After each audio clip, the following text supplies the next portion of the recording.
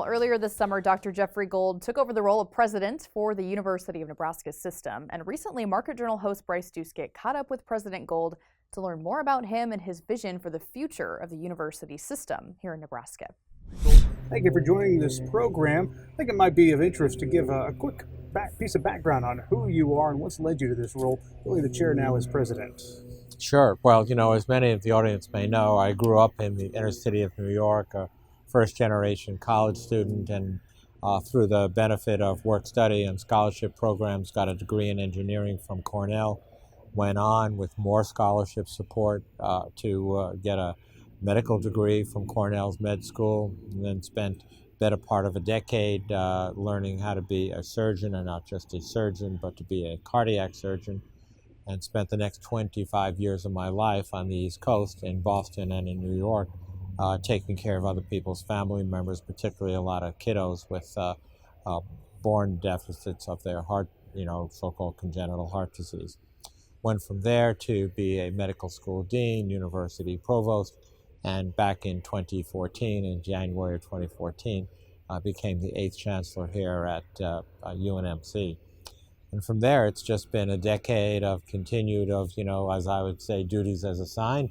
I had 4 years as the chancellor of the University of Nebraska at Omaha campus, our metropolitan campus, 3 years as being the provost and executive vice president of the system, and now for the last, just over 100 days as the 9th president of the University of Nebraska. Incredibly humbling journey for a kid who grew up as a first-generation student in the inner city of New York. You often say you're a Nebraskan by choice, now serving as the president of the University of Nebraska system. I am a very proud Nebraskan by choice. What surprises have you faced along the way here, 100 days into serving as the president? Well, I thought I knew a lot about the state and the university system, but a day doesn't go by that I don't learn more, and it's all in the same general area of the university is critically important to the state of Nebraska.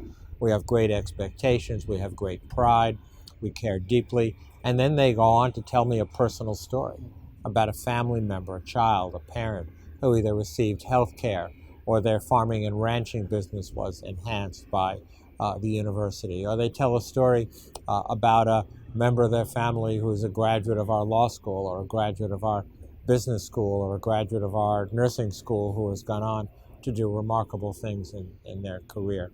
And, and they say, by the way, Jeff, you have got a great responsibility because the job's not done. They love this concept of excellent to extraordinary. And that is an odyssey that we're on, and they're looking forward to us to define extraordinary, and they're looking to us to implement that odyssey, that journey to the extraordinary. Well, as you know, agriculture plays a pretty big role for the state of Nebraska. A really big role. How does agriculture play into your vision for the future of the University of Nebraska? Well, it's absolutely foundational, and it has been foundational to my decade-long time here. We are the major producer of healthcare professionals for the state of Nebraska in every healthcare profession. We have a lot of responsibility for doing public health research that enhances the quality of life, the longevity of life, the health of rural and urban Nebraskans. And now in my role as the president of the university, that's got to extend much further than that.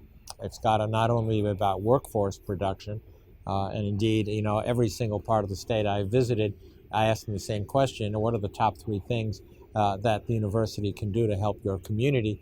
And the answer is, by the way, Jeff, it's workforce, workforce, and workforce. And if you're not listening, it's workforce. Now, it's different kinds of workforce. But I was recently out on a large feedlot in rural Nebraska, and I was talking to one of the managers of the feedlot, and they were telling me what their needs are in terms of workforce.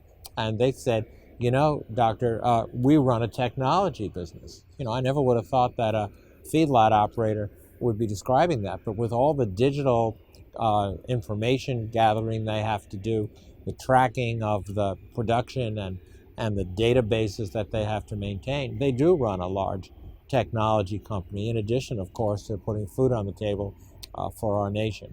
And so we're, laser focused on building that future workforce for the state to support the ag sectors and, by the way, the small and large businesses of the state as well.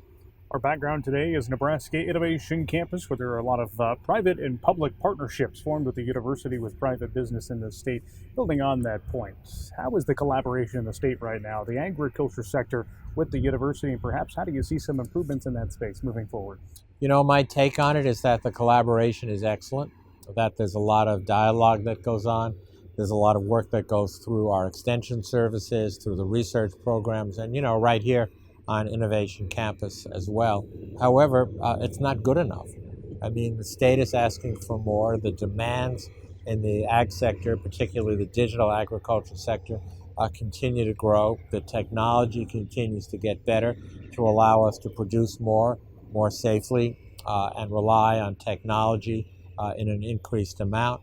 Cybersecurity, we talk a lot about that in the banking industry and in the healthcare industry and the aviation industry, but it's critically important in the farming and ranching industries as well, because all of that information has to be stored, has to be transmitted, and without it, productivity is going to fall dramatically.